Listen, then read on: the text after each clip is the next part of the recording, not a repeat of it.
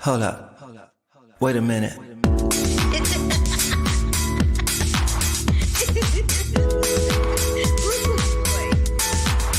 I wish you love, peace, and hair grease. Love, peace, and hair grease, y'all. Yeah, you know I'm always shooting straight from the hip. This is Carla Renata, aka the Curvy Critic, and I shoot straight from the hip. Yeah, you know I'm always shooting straight from the hip.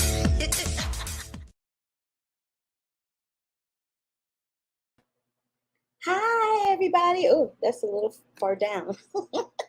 Hi, everybody. It's Carla Renata, aka the Curvy Film Critic. If this is your first time joining me, please give me a big thumbs up to let me know that you were here. If you are on YouTube, if you're on LinkedIn and Twitter, welcome if this is your first time here. And what I do here is I review films and I talk to people above and below the line in the film industry. I got a jam-packed show for y'all today, so we're going to get right on into it. Now, I always start out with what I did the week before, and this week was jam-packed, baby. So I went to the AFCA Honor Awards where I presented awards to Quinta Brunson.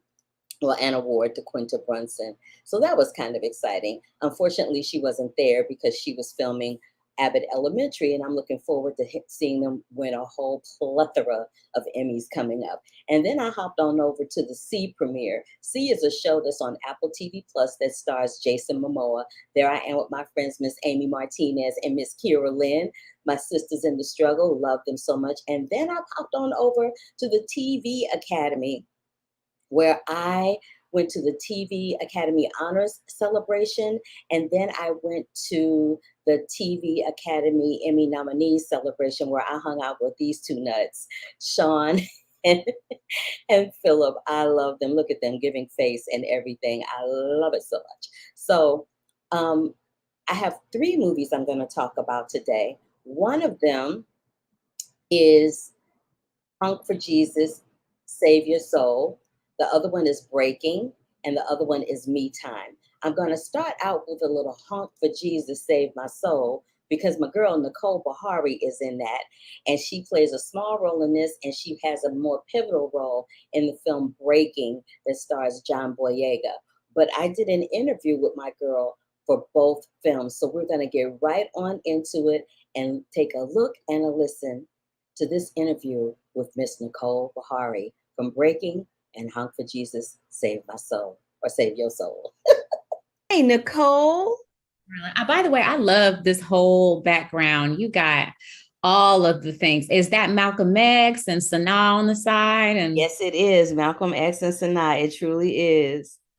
I'm loving this hair color on you too, sis. That's beautiful. Oh, thank you. Girl, you know I'm ride or die for some Nicole Beharie, so. Oh, well, thank you. Yes, absolutely. I think the last time I talked to you was for Miss Juneteenth. It's been a minute. Yeah, but it's been a long minute. What a few years we've had. We've had an interesting last few years, but I'm really excited to talk to you about this. Yes, absolutely. So let's talk a little bit about Hunk for Jesus first. In your opinion, do you think mega churches have kind of shifted since shooting this film? Because they've always had shenanigans. Interesting. Have they shifted since?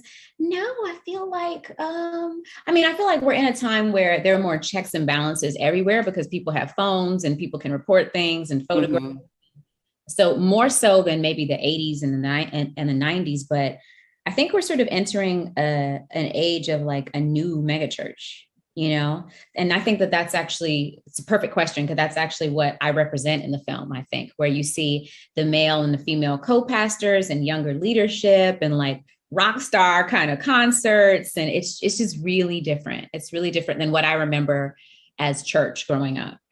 Yeah, I asked that because, I think it was either last week or week before last. Unfortunately, from my home state, there was a pastor that went viral. There was a video of him that went viral. Yeah. He was calling people out for not buying him a church. He called them broke, busted, and disgusted. I said, you know what, sir? That is not okay.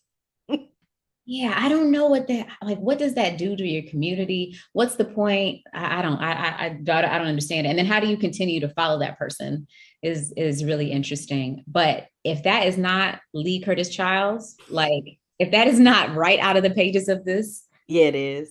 Yeah, it is. It totally is. And down south, especially in the Southern church community, they have those sayings that they will drip as sweet as honey or sound as sour as vinegar. What is your favorite church saying that sounds oh so sweet, but it is just dripping with some vinegar? My favorite church thing, I don't know if I have Not one. favorite church saying, favorite Southern saying. I'm sorry. My favorite. Like when they say bless your heart, and they're not really trying to bless your heart. The one. It just means actually. Right, exactly. That's exactly what it means. We have a fair share of that in the movie. There's a lot of that, that kind of nasty, nice thing happening. Nice, nasty thing, yeah. And what about the Black church culture do you like? And what about it are you not so keen on? I'll start with what I'm not so keen on. I'm not so keen on lack of transparency sometime. And, it feels like, but that's with any kind of leadership, I'm just I'm just kind of big on like, what are people doing in their communities, if that makes sense. Right. Mm-hmm, mm-hmm. Some churches really show that, and they're really, community organizing and all that kind of stuff and benefiting the people that they serve. But not always. Or maybe they also were private about it. Who knows? But my favorite part is the music. And sometimes a pastor will give a word that will really make it so that you can, it's a big part of the community because of what we've gone through as a people, and it helps you make it through each week. It gives people that soul food to keep going, and I can identify with that. And I can identify with the feeling of being in a big church and the music is going and you just feel like everything's okay, or I'm going to do better this week than I did last week. Right. I love that. I got my Fred Hammond and Donnie McClurkin and Kirk Franklin and all that. Like, I understand that.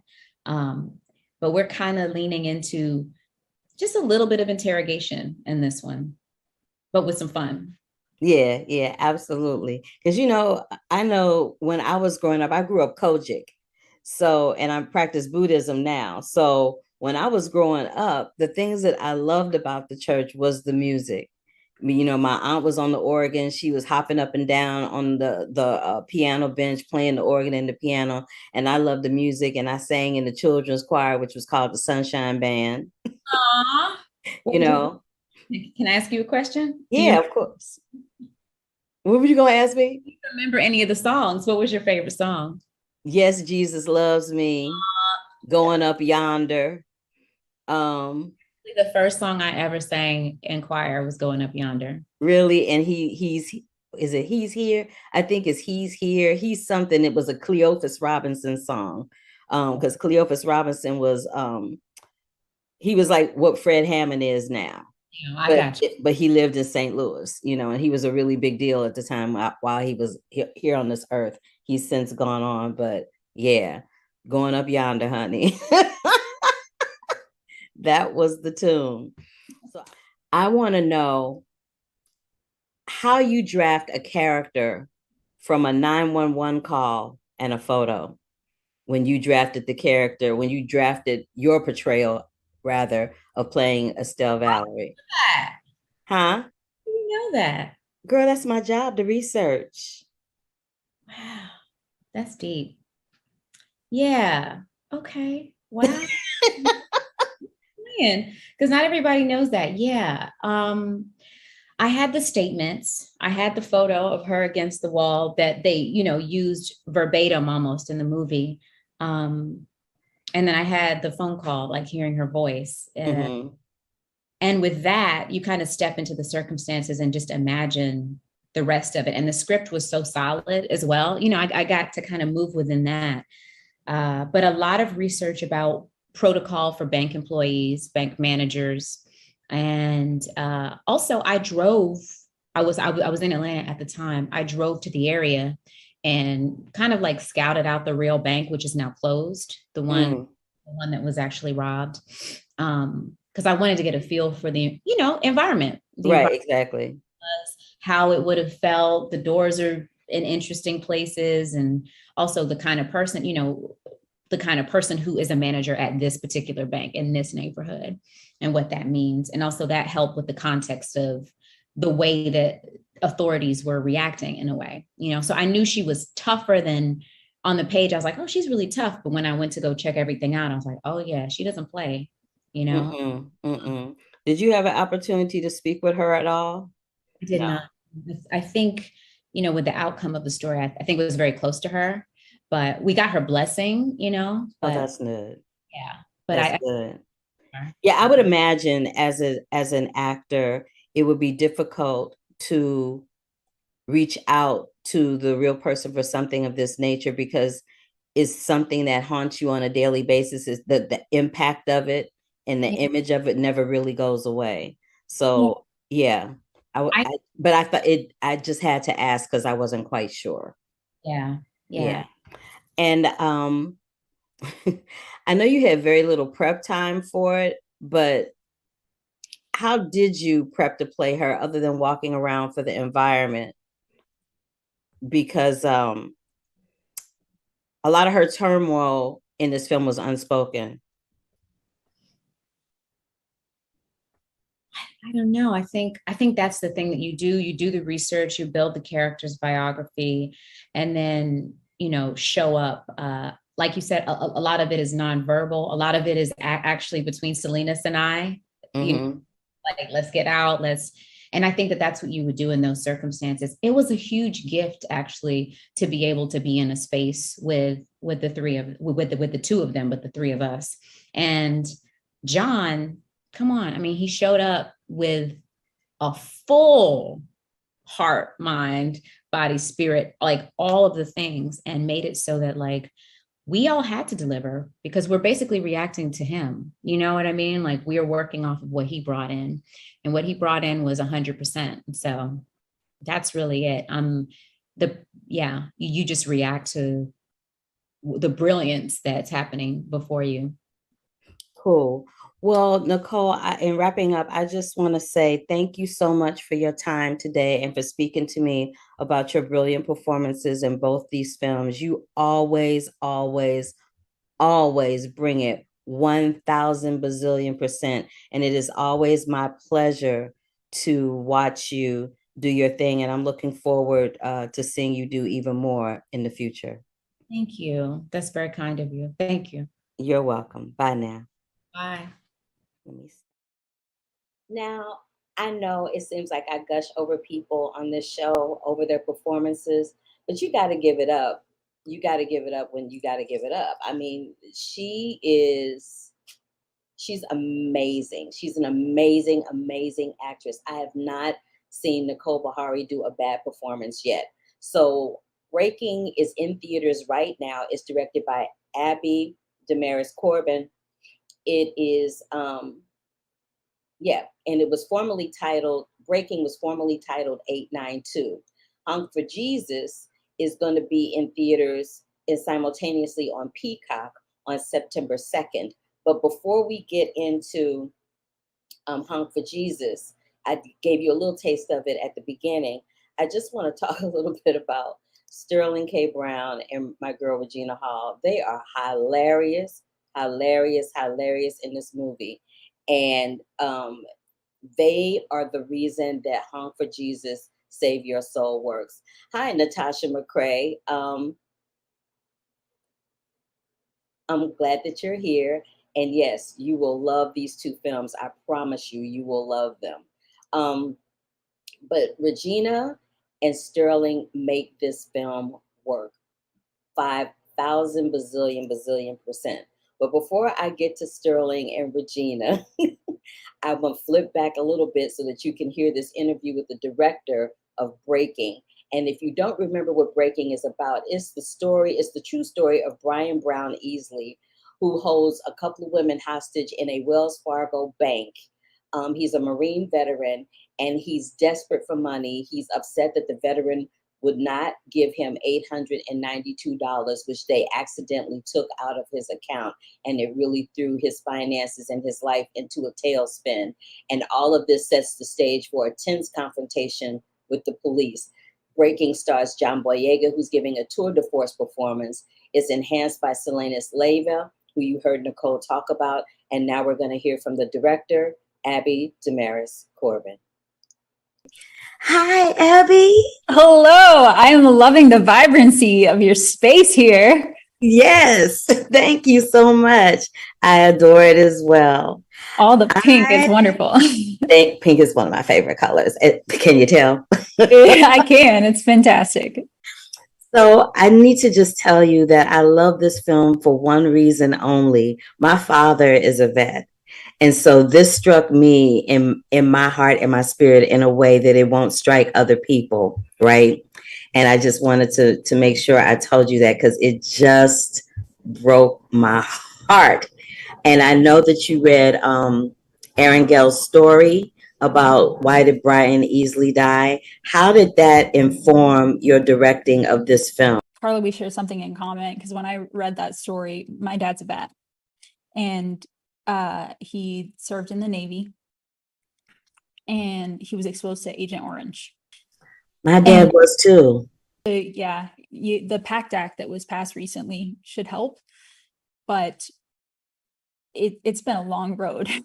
As you're aware, there's not 1 week that goes by where I don't talk about the VA with my parents and hear some conversation that's still ongoing. And that's just not something that should have to go on in your life. For my dad's in his 70s. Mine is in his 80s. He's in Vietnam. And there's a lot we can say there. You did a lot of extreme close-ups in this film, which I love because it tells the story through the lens without very little dialogue. And I was wondering what decisions you made to incorporate those ECUs and not show Brian's demise on camera. I was really fascinated by that and appreciated it so much. I just wanted to get your thoughts. Well, thank you for that observation. It's the first time I've heard that, and I am so happy you picked up on that. That was by design. My cinematographer, Doug Emmett, who's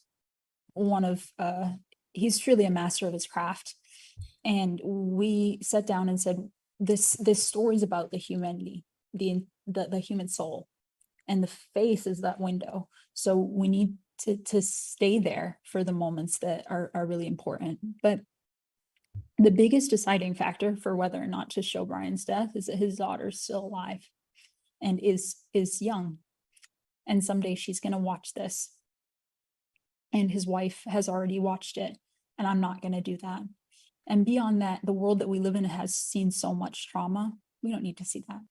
Listen, I thought that was the most respectful thing I'd ever seen because I've seen movies similar to this in the past where they show, for my taste, a little too much going on. So I really, it communicated something to me about you as a filmmaker and a human being that you didn't do that. And I'm so happy I have the opportunity to articulate to you how much I, as a viewing member of the cinema, appreciated the choice that you made in that regard. I really appreciated that. I also wanted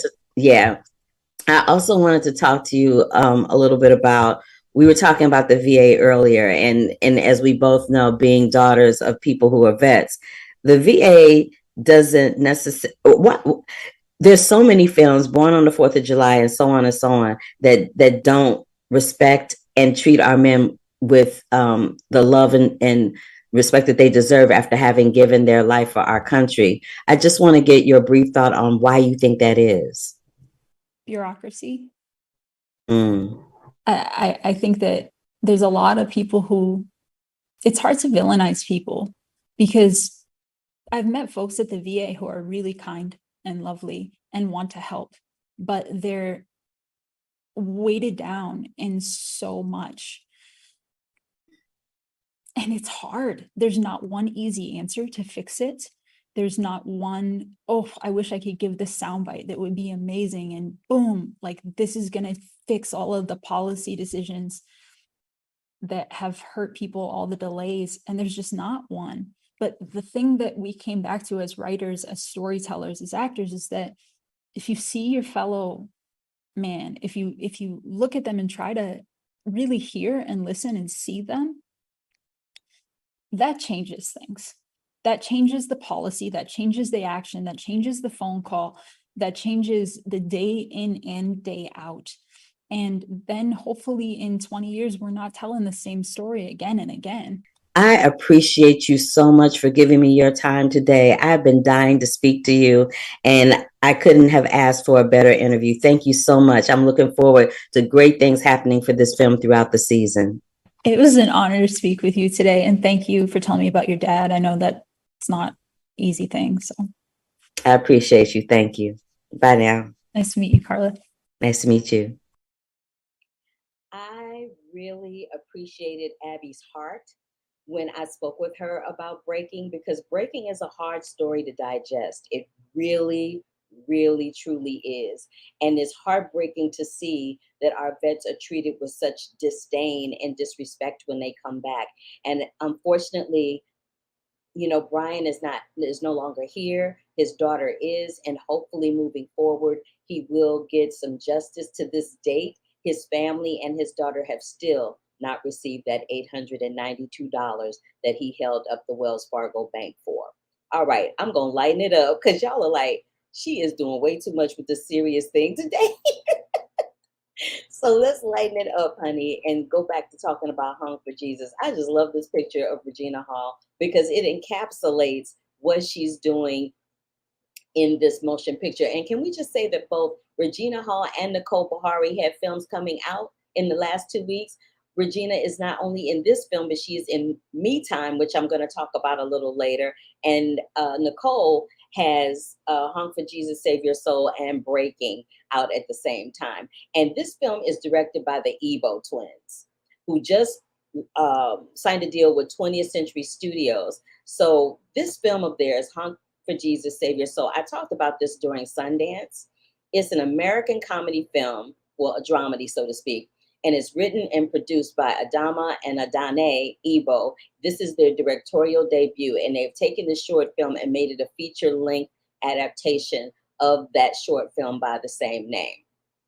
It deals with a pastor and the first lady in a megachurch who have become embroiled in scandal, and they are having a time, honey, trying to figure out their way through those waters. So I'm gonna give you a look and a listen of this interview with the Ebo twins, where we talk about everything, including the church, the sayings, and Y2K.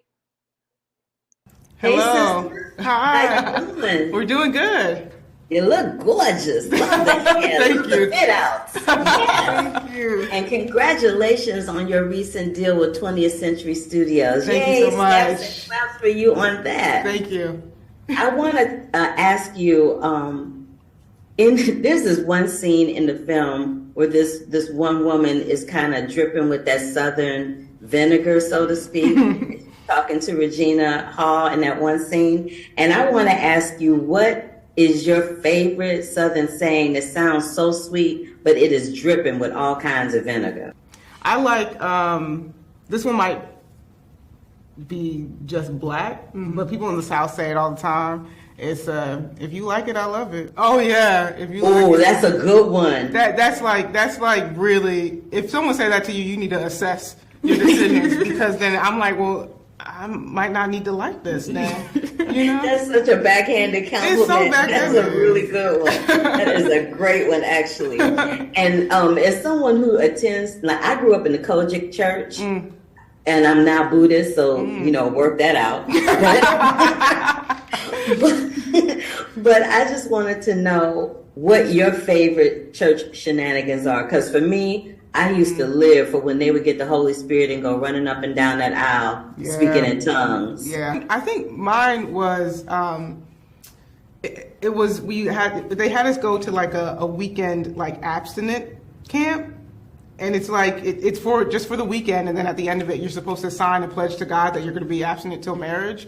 And the things that it was just full indoctrination and just full of shenanigans. And I didn't sign it at the end because I was like, our parents taught us like your signature means everything. So if you're going to sign something, make sure that you mean it. And I was like, I don't know if I'm finna promise God something that I don't know 100% that I'm gonna live up to. So did not do that. But I was like, wow, they really did a full like indoctrination camp over the weekend to be like we were like young, we were like barely in middle school. Yeah. You know? I think my favorite one was Y2K when the year 2000. Oh my God, that's the We had best. to go to church. You know how you go to church on New Year's Eve a lot? Yes. Like, but when Y2K hit, you better be in church because the world is ending. Oh my And God. my favorite was like waiting for the clock to strike midnight, and everybody just look up and it's like, well, you know it happened. Like, yeah.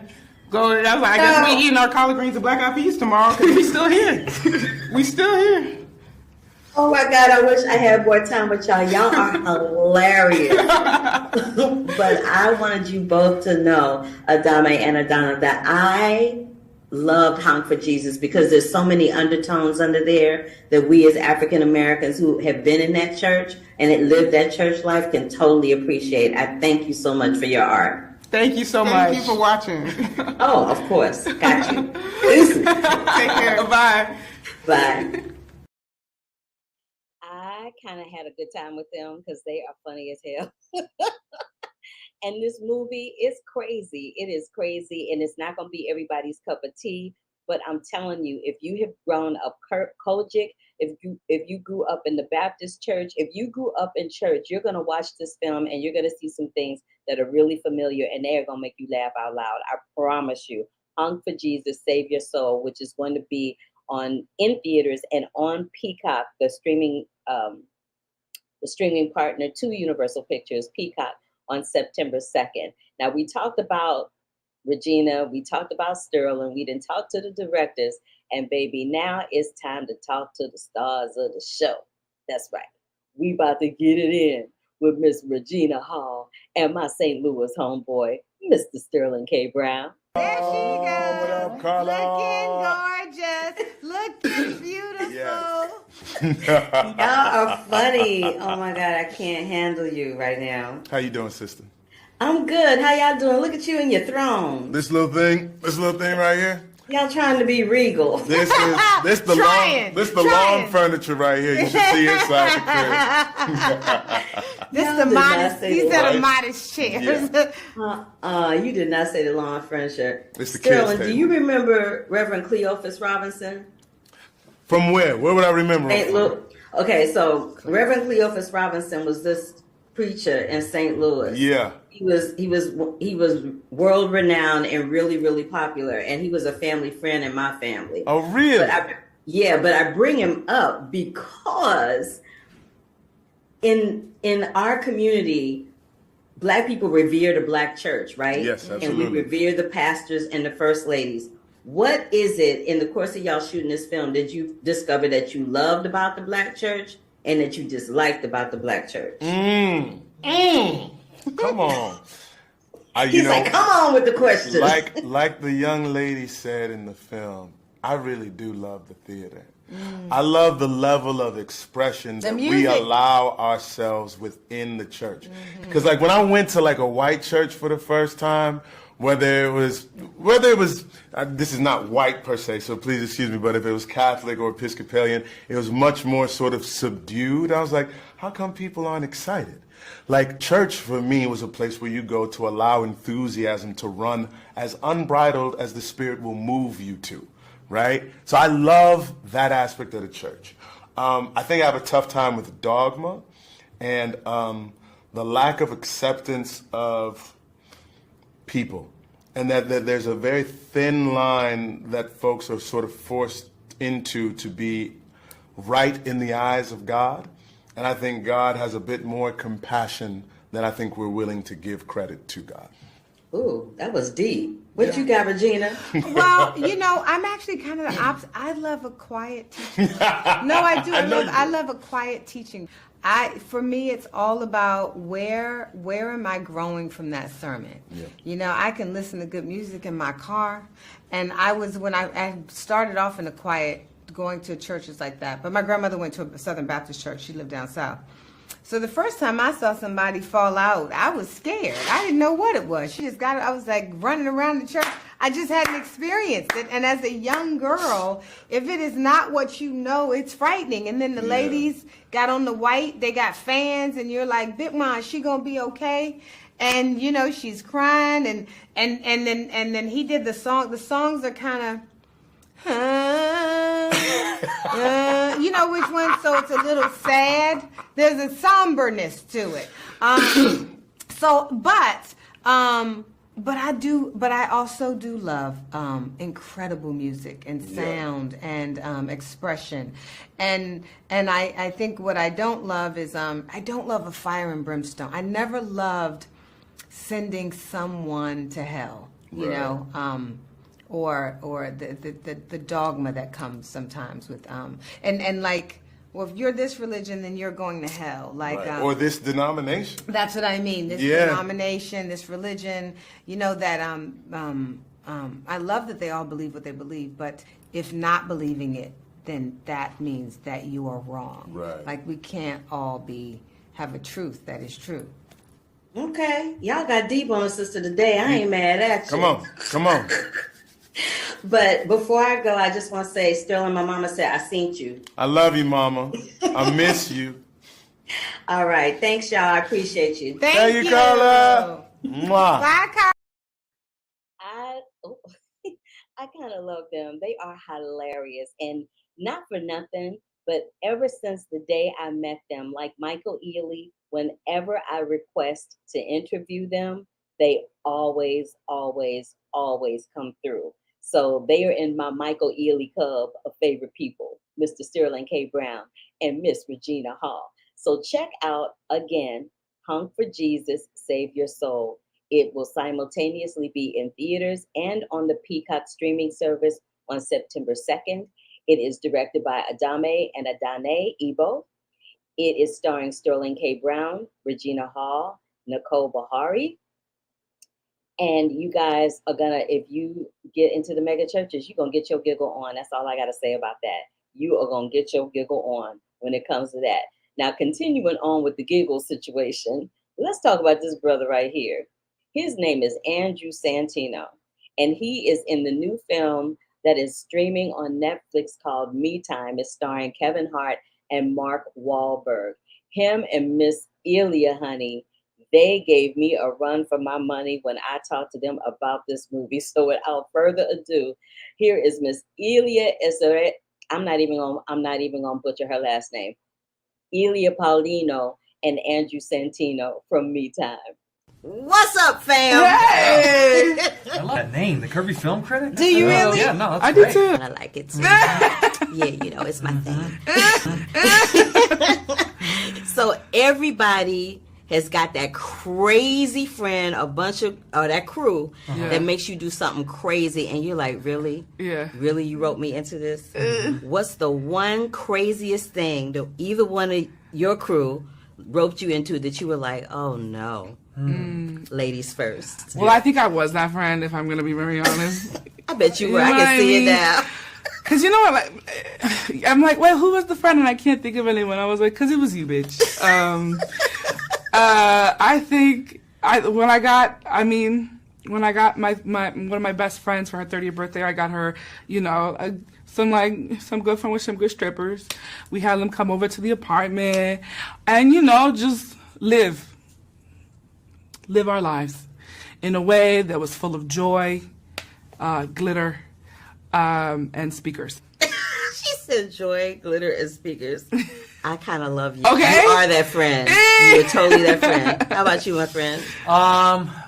In '98, I robbed a bank. Is that a white people? I robbed a bank, and boy, oh boy, did I regret that. I spent 6 years in federal prison.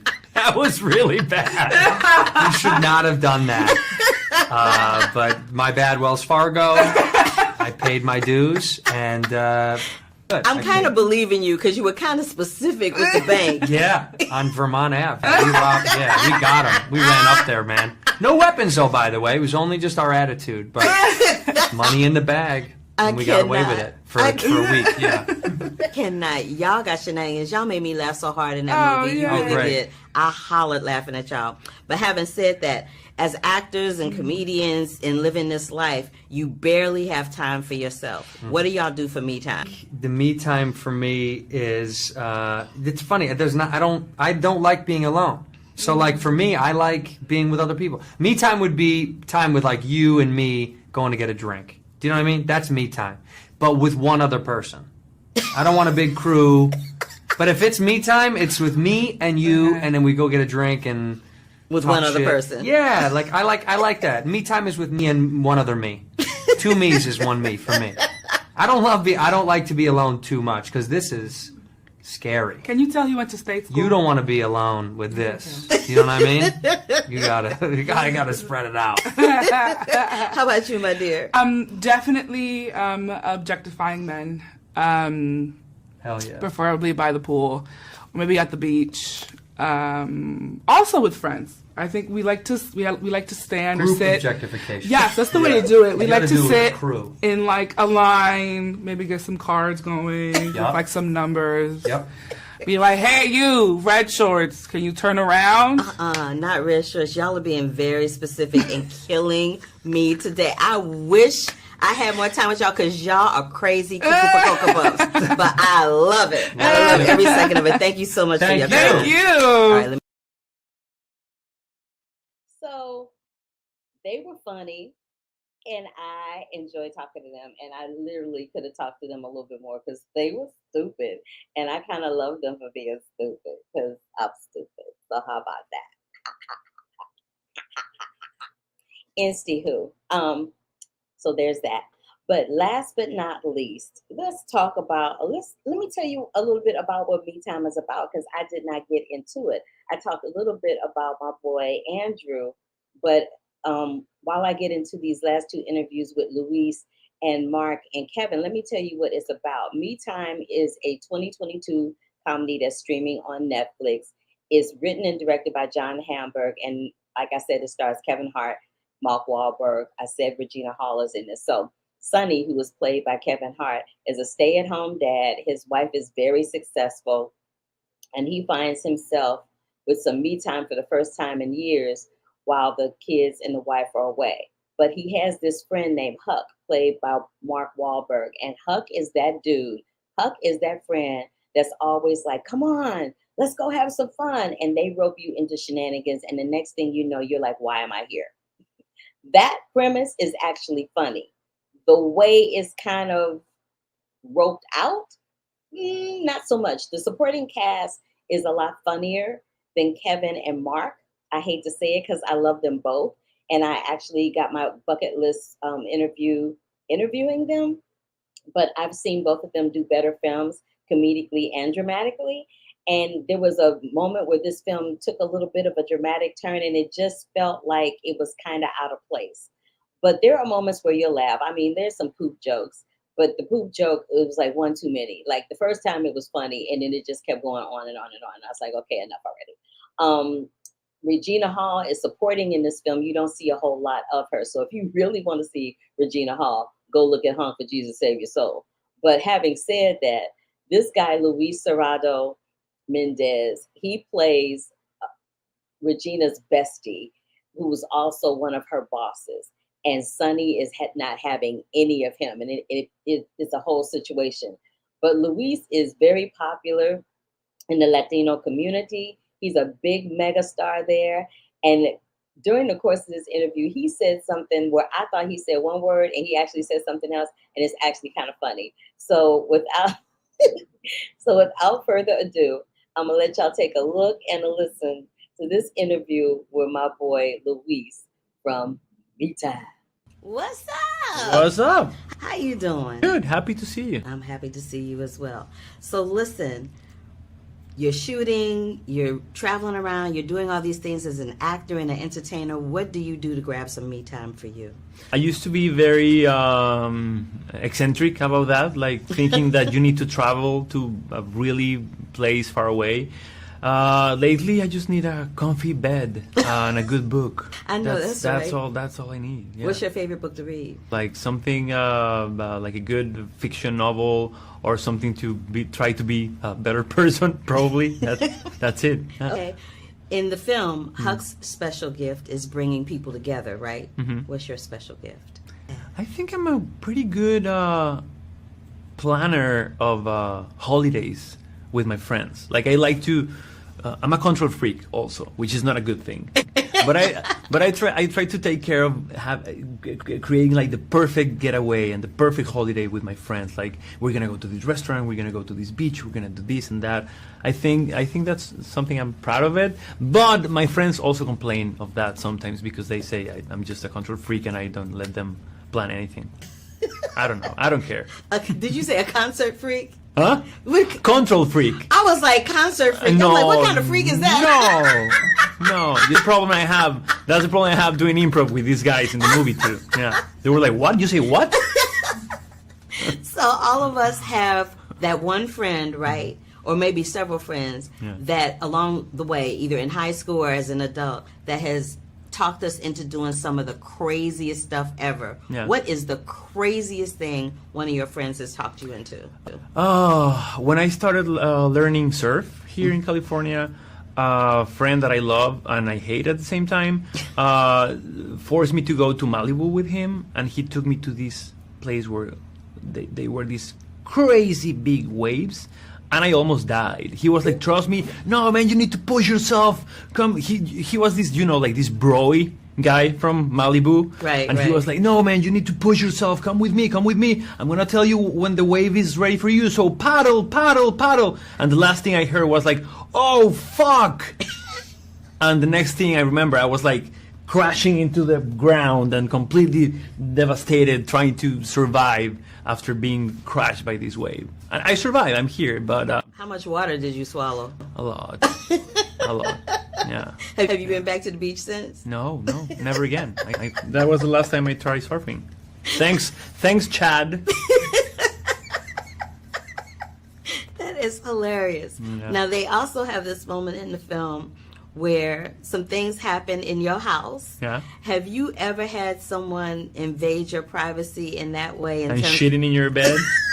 I didn't want to say it. You said it. I ain't say it. But they're breaking dishes. They're doing that. They're doing some other things. Have you ever had someone break into your home or invade your privacy in that manner? Thank God, no.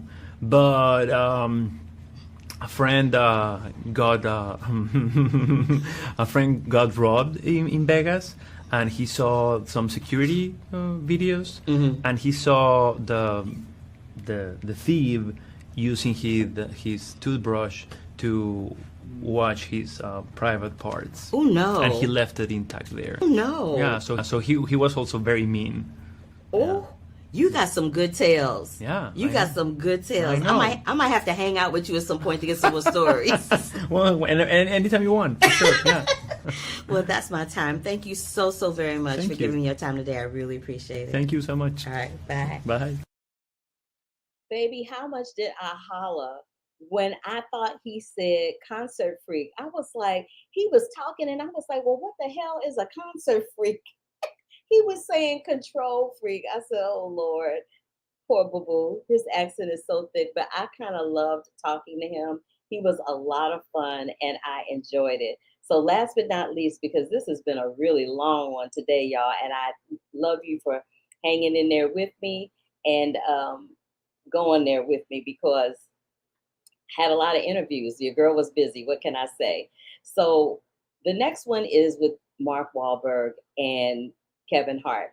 Kevin Hart has made history. He's played Madison Square Garden. He's churning out 3, 4, 5 movies a year. Mark Wahlberg is doing the action situation. He's got the 6-pack abs that are killing for days.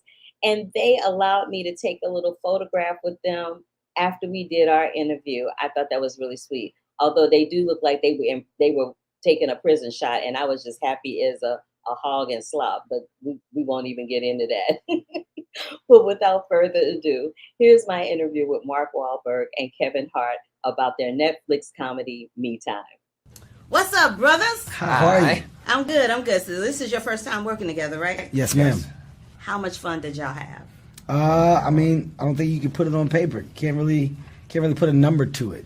Fun is fun because of what you embrace. In a work environment, it can be work, or it could be an amazing time. I think we made it an amazing time from start to finish. So the movie can't be good if you do not have good chemistry, if you do not have a good time. I think that can always be felt on screen. My stomach hurts. I mean, I feel like I've been doing ab workout all day just There you for go. laughter. There you go. Y'all having an ab It's contest? Is that what's going it's on? just too much laughter. Too much laughter. Oh my gosh. So Huck has shenanigans, honey. He's always dragging my boy into something. Do y'all remember having a friend that drags you into something crazy? And what was the craziest thing they dragged you into?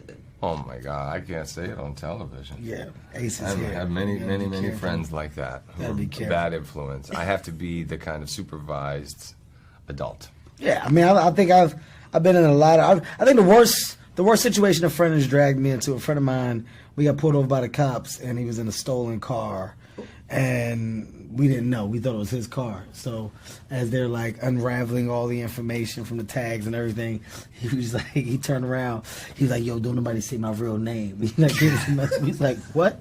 Like it was like a real situation that was. It started off small, that ended up being big.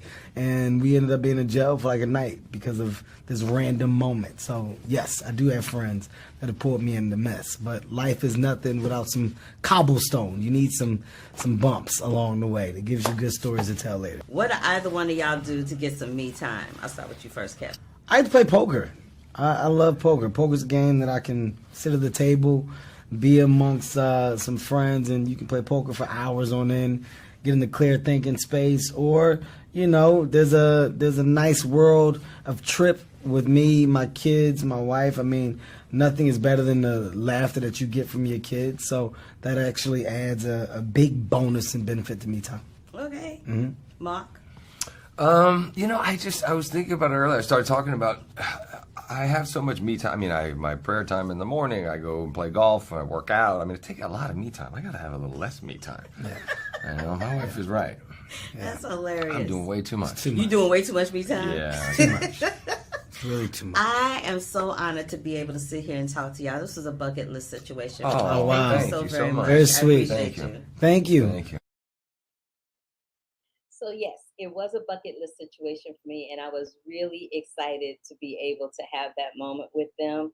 So excited. I know this was super long, but y'all got some great interviews. I'm just saying, you're going to get your entire life, whether you're listening to this or whether you're watching it. So again, you guys, check out Hunk for Jesus, Save Your Soul with Mr. Sterling K. Brown and Miss Regina Hall and Miss Nicole Beharie. And then check out Breaking with Miss Nicole Beharie, directed by Abby Damaris Corbin. And then make your way on over to Netflix and check out Me Time. Okay, Breaking is in theaters right now. Hung for Jesus, Save Your Soul, again, will be on Peacock and streaming simultaneously while it is in theaters. And Me Time is on Netflix. It's on the Netflix. All right, so next week, this is what I got going on. Oh, but before I tell you what's going on next week, let me just tell you that Minions is going to be on DVD and Blu-ray starting tomorrow. So if you are a Minions fan, you can now own that film. All right, so next week, let me crack my neck. Next week, I have the cast of Tell Them Lies, which includes Emma Roberts, who's also in About Fate, which I'm going to review. I have the cast and creatives of Carl Weber's The Black Hamptons and The Family Business, including Valerie Pettiford, my girl, and Ernie Hudson. That is going to be streaming. A new season of those shows is going to be streaming on BET Plus beginning September 1st. I'm speaking with She-Hulk stars Jamila. I'm just going to say Jamila because I got to find out how to pronounce her last name. And my girl, Renice Elise Goldsberry, who you know from Hamilton. I had it blanked out for a minute, from Hamilton, and Girl Five Eva, which is on NBC Peacock. And that show, She-Hulk, is exclusively on Disney Plus. It's coming exclusively to Disney Plus.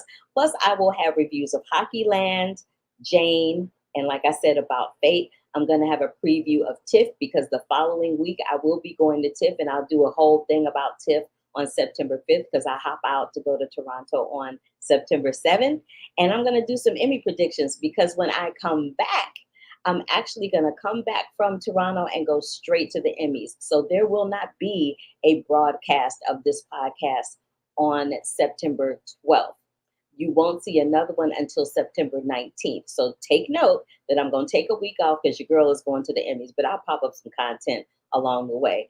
Again, if this is your first time joining me, y'all, and you are on the YouTube, give me a big thumbs up to let me know you were here. Click that bell for notifications.